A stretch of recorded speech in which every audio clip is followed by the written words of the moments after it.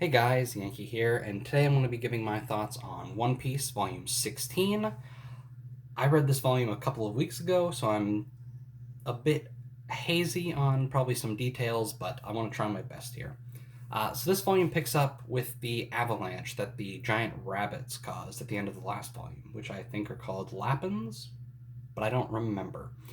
And this avalanche basically causes trouble for everyone. It causes trouble for Luffy and Sanji trying to get Nami up to the doctor. It causes trouble for Vivi and Usopp, who are just traveling um, to a different town, which I don't remember the name of.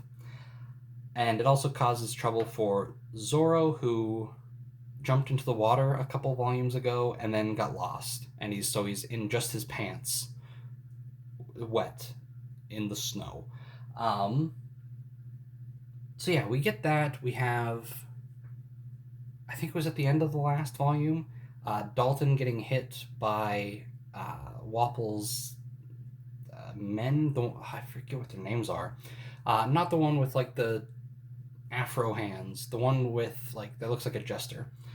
He shot him with like arrows or something, and so he's in bad shape. Um, After the avalanche, Luffy climbs up the giant mountain to get to the doctor, and then we sort of get into learning about Chopper, and we get to his backstory, which is where I think that's the strongest part of this volume. There's good stuff in this volume, like Luffy climbing up the mountain is really good. I just think they did a really good job of doing that in the anime. So coming back to this, it was fine, but like the sounds and stuff from the anime of that part really stick with me. So it wasn't as like it didn't hit me as much as it did previously.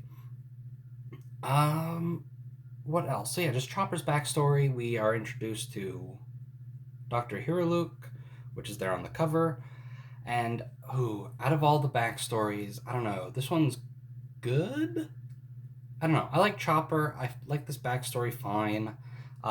Especially him going all that way to get this mushroom that he thinks will help heal Hiruluk, which actually ends up being poisonous and could have killed him. But he kills himself. I think this is a really good backstory. I think, like, how do I say this? The little speech Herlock gives right before he blows himself up is good, even though I don't really agree with the sentiments entirely. The you don't die when you die, you die when you're forgotten. Like, that's nice. I don't agree with that entirely, but that's fine. That's something that happens in this a lot, where like everybody has different ideals and beliefs, and I like them, and like they're very like strong in their convictions, which makes me like them, even if I don't agree with the sentiments or even agree with their actions. Which, as we get further into the series, I'm sure I'll talk about more. Uh, Overall, this volume, I think it moved pretty quick.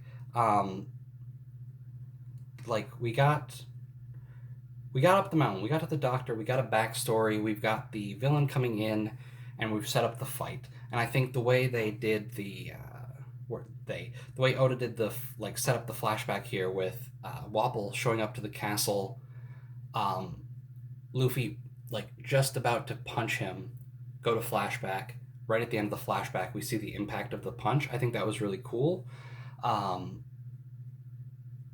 yeah, I don't really have a whole lot to say about this volume. It was good.